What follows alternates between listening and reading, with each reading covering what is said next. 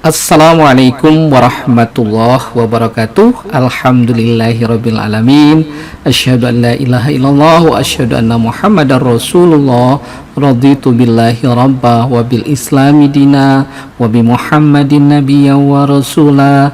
Rabbi syrah li sadri wa yassir li amri wahlul 'uqdatam min lisani yafqahu qawli. Halo, apa kabar semuanya? Semoga Anda selalu diberikan kesehatan, rezeki, dan barokah. Alhamdulillah kita bisa berjumpa kembali ya. Pada kesempatan ini kita akan membicarakan diri kita sendiri. Ini amat berbahagia tentunya.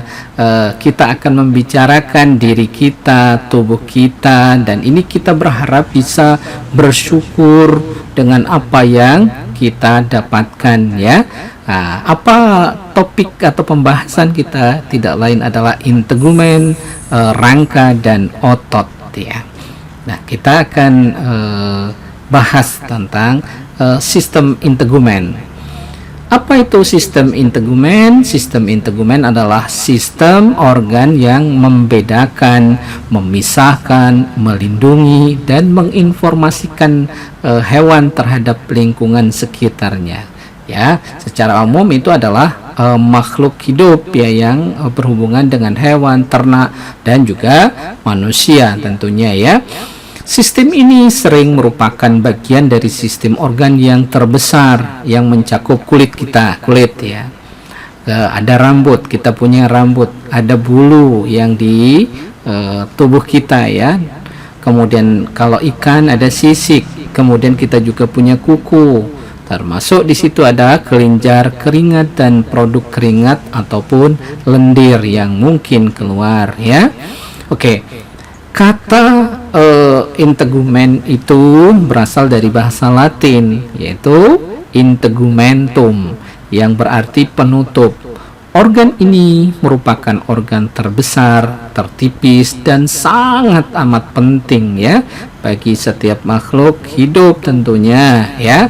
Nah, karakter spesifiknya adalah makhluk memperbaiki sendiri atau self-repairing dan menjadi mekanisme pertahanan tubuh yang pertama yang kadang-kadang kalau kita terpapar oleh bermacam-macam yang ada di sekitar kita. Nah, kita tidak tahu ya yang ada di sekitar kita, udara kita, kemudian ada kalau kita keluar ada sinar ultraviolet atau paparan benda-benda yang mungkin sangat halus ataupun bakteri ya.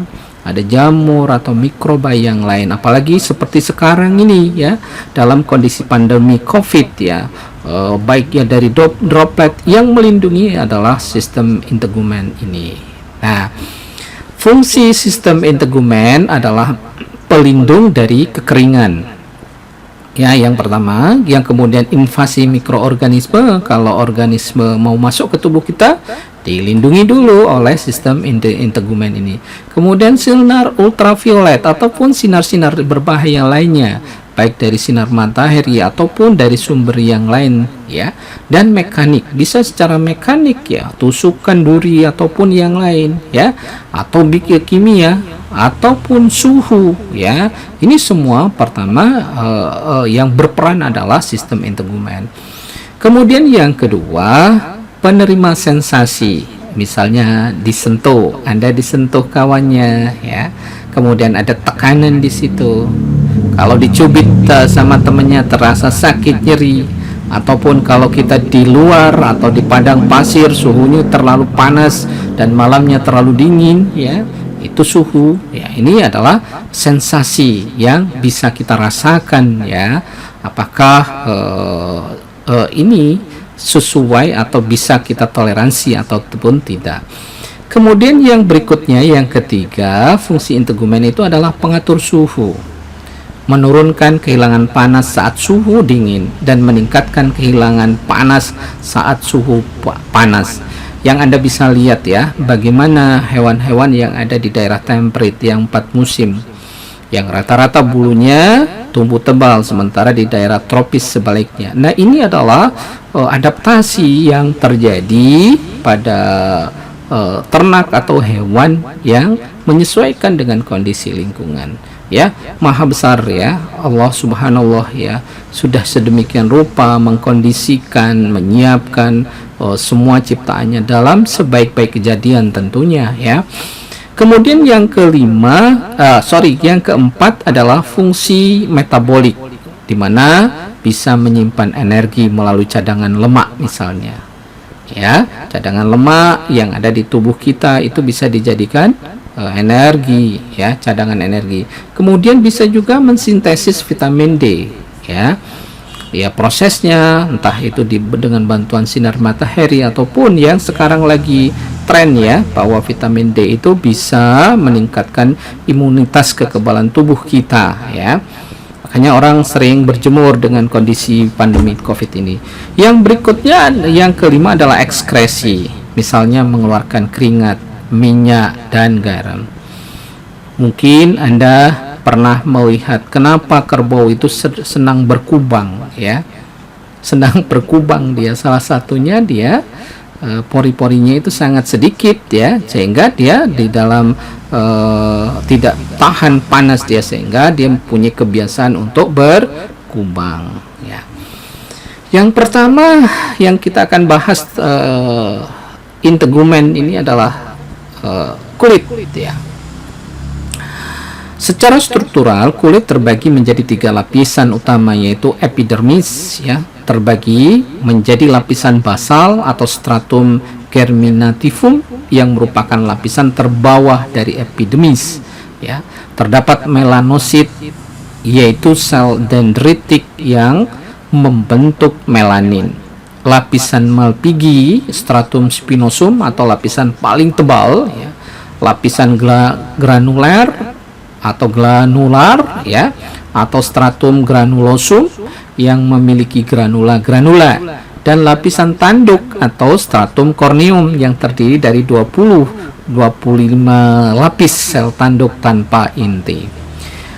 Yang kedua di kulit ini adalah dermis ya, merupakan lapisan di bawah epidermis dan terdiri atas jaringan ikat.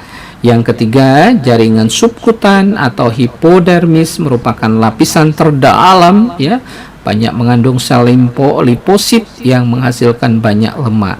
Terdiri atas jaringan adiposa atau adipose sebagai bantalan antara kulit dan struktur internal seperti otot dan tulang.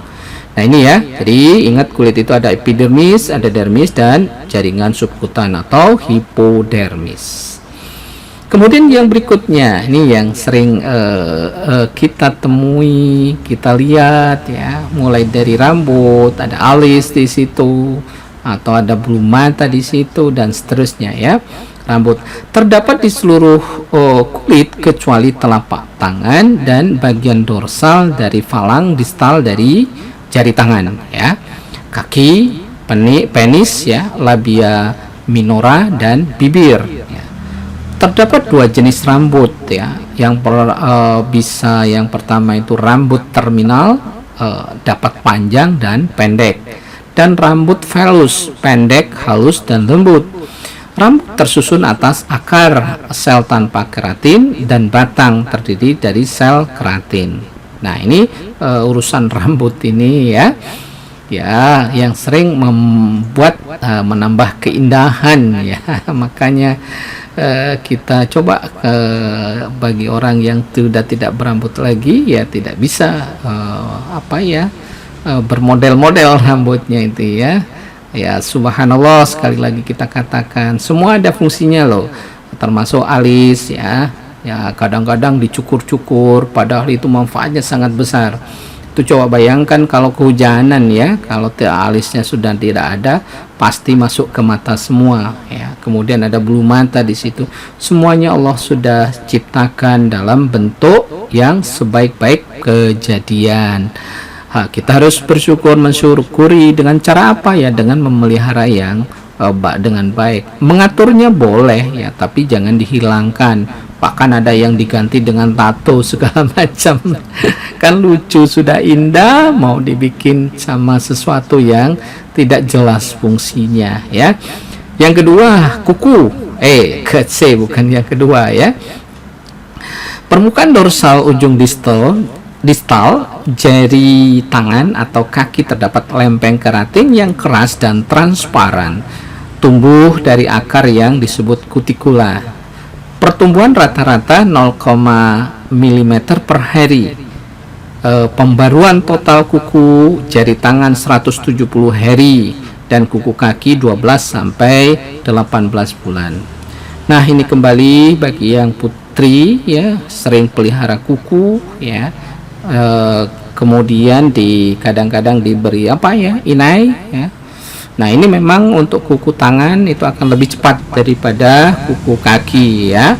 Nah, itu harus juga sedemikian rupa dipelihara dengan baik ya, tentunya supaya menjadi sehat tentunya ya. Kemudian kelenjar kulit. Kelenjar pada kulit terdiri atas dua, yaitu kelenjar sebasea dan sudorifera. Kelenjar sebasea berfungsi mengontrol sekresi minyak ke dalam ruang antara folikel rambut dan batang rambut yang akan melumasi rambut sehingga menjadi halus, lentur, dan lunak. Sementara kelenjar keringat sudorifera berfungsi untuk mengeluarkan keringat pada saat suhu tubuh meningkat. Nah, ini ya kembali kita selalu harus berpikir, bertafakur, mengingat alangkah luar biasanya ya manusia atau tubuh kita itu. Kalau panas misalnya ya, kita bisa berkeringat, mengeluarkan keringat untuk menurunkan suhu tubuh kita menjadi normal tentunya. Coba bayangkan kalau misalnya suhu tubuh kita tidak bisa diturunkan, ya pasti kita akan sakit seperti kita waktu kalau misalnya kena serangan penyakit ya, yang harus dia menurunkan dengan obat-obatan ya. Nah, itu ya, kita tetap mengkajinya dan rasa syukur tidak akan bisa kita tolak, dan kita harus banyak-banyak bersyukur atas nikmat yang sudah diberikan Allah kepada kita, walaupun sekedar keringat ya, kulit ya, kelenjar kulit kita. Kemudian yang berikutnya adalah sistem rangka. Sistem rangka adalah suatu sistem organ yang memberikan dukungan fisik pada makhluk hidup. Coba bayangkan kalau manusia atau ternak ataupun hewan yang lain tidak ada rangkanya, tidak lebih dari karung ya, tidak ada apa-apa, tidak ada isinya, begitu dilepas dia akan jatuh ke tanah ya. Maksudnya ya seperti itulah ya kondisinya kalau misalnya tidak ada tulang rangka tentunya ya. Sistem rangka umumnya dibagi menjadi 3 tipe ya. Pertama itu eksternal, ada internal dan basis cairan rangka hidrostatik. Walaupun sistem rangka hidrostatik dapat pula dikelompokkan secara terpisah dari 2 jenis lainnya karena tidak ada struktur penunjang ya. Rangka manusia dibentuk dari tulang tunggal atau gabungan seperti tengkorak ya, yang ditunjang oleh struktur lainnya seperti ligamen, tendon, otot, dan organ lainnya. Rata-rata manusia dewasa memiliki 206 tulang ya, walaupun jumlah ini dapat bervariasi antara individu tentunya ya. Untuk manusia dewasa sekitar 206 tulang, cukup banyak ya tulang-tulang yang menyusun sehingga tubuh kita menjadi sempurna seperti yang kita lihat atau Anda amati, Anda perhatikan sekarang ini, ataupun melihat temannya, orang tua Anda, semuanya bentuknya bagus ya, cakep, sesuai dengan proporsinya ya, kelihatan proporsional ya. Nah, sistem rangka merupakan suatu sistem yang dibangun oleh struktur-struktur keras dari tubuh yang sifatnya menyokong dan melindungi. Nah, sistem ini juga meliputi exoskeleton dan endoskeleton. Exoskeleton secara embriologis berasal dari epidermis saja, dermis saja, atau keduanya. Sedangkan endoskeleton secara embriologis berasal dari jaringan subdermal yaitu endoskeleton tulang, endoskeleton rawan, dan korda. Nah, exoskeleton umumnya dijumpai pada hewan invertebrata. Pada vertebrata lebih dikenal dengan dermal skeleton. Endoskeleton umumnya dijumpai pada hewan vertebrata. Ya, Anda lihat kepiting ya, misalnya ada udang di situ. Kemudian ada bekicot ya, ada siput dan lain-lain. Sementara yang endoskeleton itu mungkin ya termasuk manusia, ternak ya, sapi, kerbau, kambing, dan seterusnya ya. Mungkin Anda banyak melihat di sekitar Anda.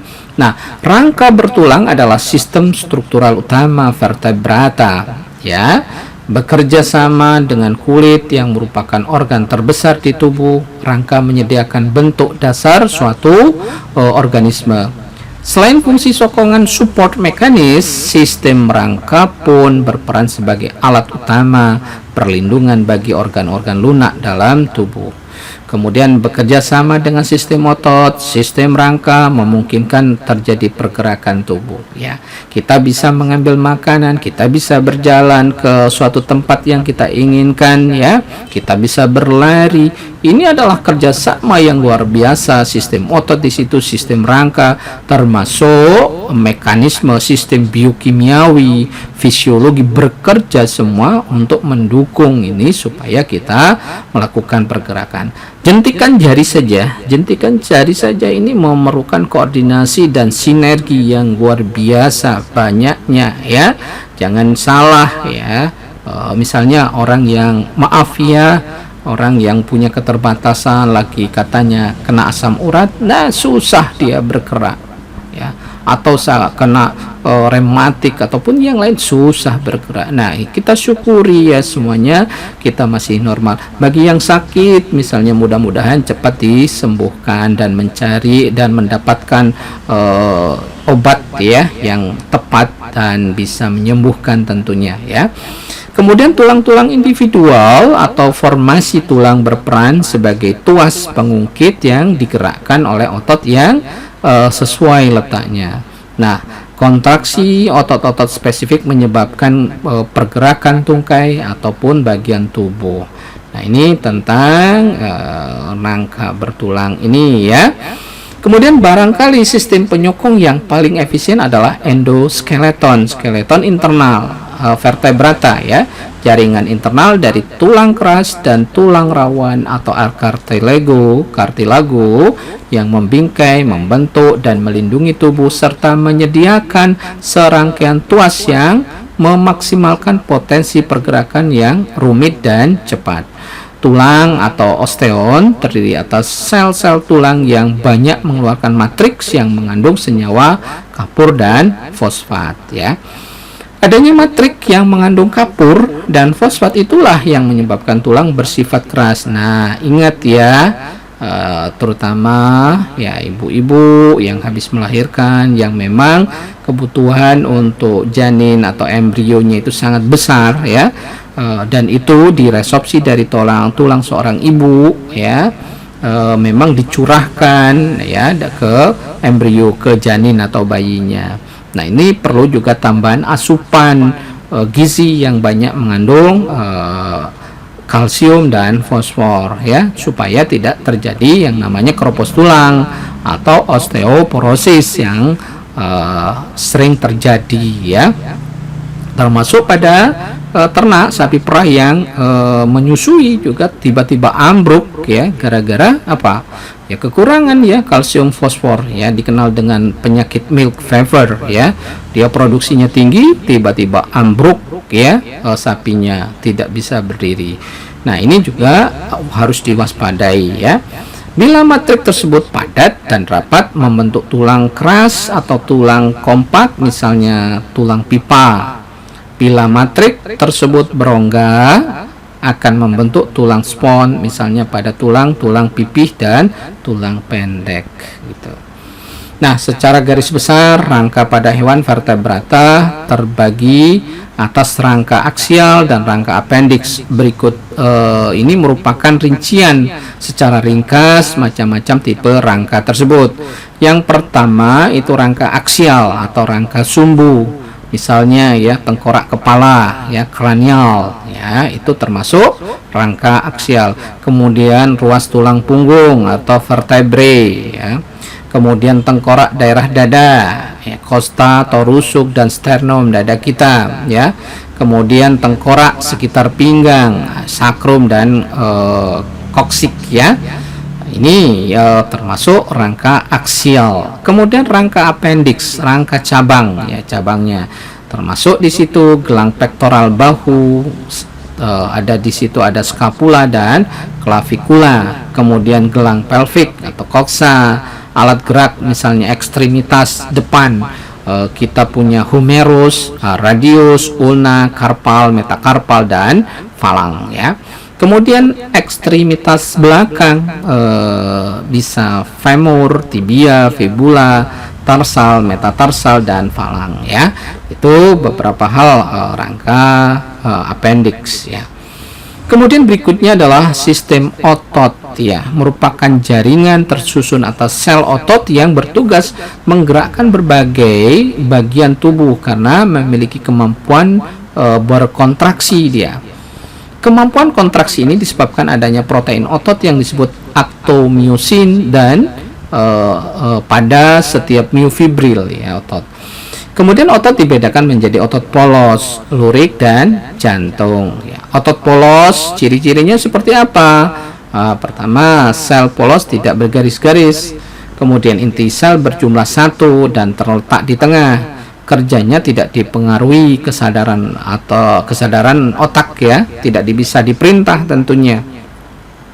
Kemudian reaksi terhadap rangsang sangat lambat, ya, bentuk sel seperti kumparan, kerja teratur, lambat dan tahan lama. Kemudian fungsi menggerakkan alat-alat dalam, ya, atau organ dalam. Nah, berikutnya adalah otot lurik atau skeletal dengan ciri-ciri sel berserabut dan bergaris-garis. Inti sel berjumlah banyak dan terletak di tepi. Kerjanya dipengaruhi oleh kesadaran kita, ya, atau kesadaran hewan ternak, ya. Reaksi terhadap rangsang sangat cepat. Kalau Anda misalnya dicubit, nah itu langsung, Anda merespon dengan baik, ya, tentunya. Bentuk sel silindris, kerja tidak teratur, cepat dan tidak tahan lama. Fungsi menggerakkan rangka, ya. Yang berikutnya adalah yang khas, ini adalah otot jantung dengan ciri-ciri sel berserabut, bercabang dan bergaris-garis. Inti sel berjumlah 1 dan terletak di tengah. Kerja tidak dipengaruhi kehendak kesadaran kita. Kita tidak bisa menyuruh, kalau misalnya jantung sudah tidak bergerak, ayo kita bergerak, bergerak, ayo disuruh dari luar, tidak bisa, ya. Kalau jantung sudah tidak bergerak, tidak bisa memompa, ya, wassalam, ya, almarhum, ya. Reaksi terhadap rangsang lambat, bentuk sel silindris bercabang-cabang, kerja teratur dan tahan lama. Ini sesuatu yang luar biasa. Selama manusia ataupun ternak jantungnya masih bergerak, itu insya Allah kehidupan masih ada, ya, rohnya masih ada. Tetapi kalau sudah jantungnya tidak bergerak, ya, sudah biasanya. Nah, manusia berusaha, kalau misalnya terjadi kerusakan jantung, ada alat atau pemacu jantung atau yang bisa membantu. Itu sebatas itu saja, ya. Tidak seperti yang diciptakan oleh Allah yang sedemikian rupa dengan konstruksi yang baik, dengan segala macam fungsi yang baik, itu tentunya itu akan berbeda, ya. Oleh karena itu kita harus bersyukur dengan apa yang sudah kita punya. Dengan cara apa? Memelihara, ya, memelihara jantung kita, memelihara paru-paru kita dan seterusnya supaya fungsinya tetap normal. Fungsi kontraksi otot jantung ini, ya, benar-benar, ya, sangat diperlukan untuk memompa darah ke seluruh tubuh, ya, di mana perannya sangat vital, sangat strategis untuk membagi zat makanan dan juga menarik berbagai macam kotoran, sisa hasil metabolisme, ya, kemudian dikeluarkan dalam bentuk yang misalnya dalam karbon dioksida, dalam bentuk air, keringat, urin dan seterusnya. Itu ya, semua adalah bersinergi semua, dan yang sangat strategis memang jantung ini. Kemudian berdasarkan syaraf yang mempengaruhi otot lurik termasuk otot sadar sehingga disebut otot volunteer.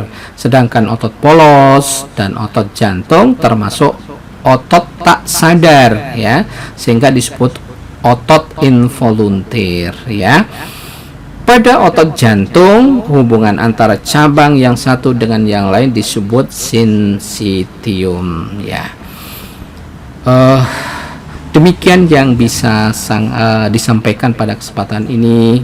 Kita cuma bisa bersyukur dengan apa yang sudah kita dapatkan di dalam tubuh kita dengan sangat sempurna, dan jangan pernah tidak bersyukur ya. Harus bersyukur terus kita.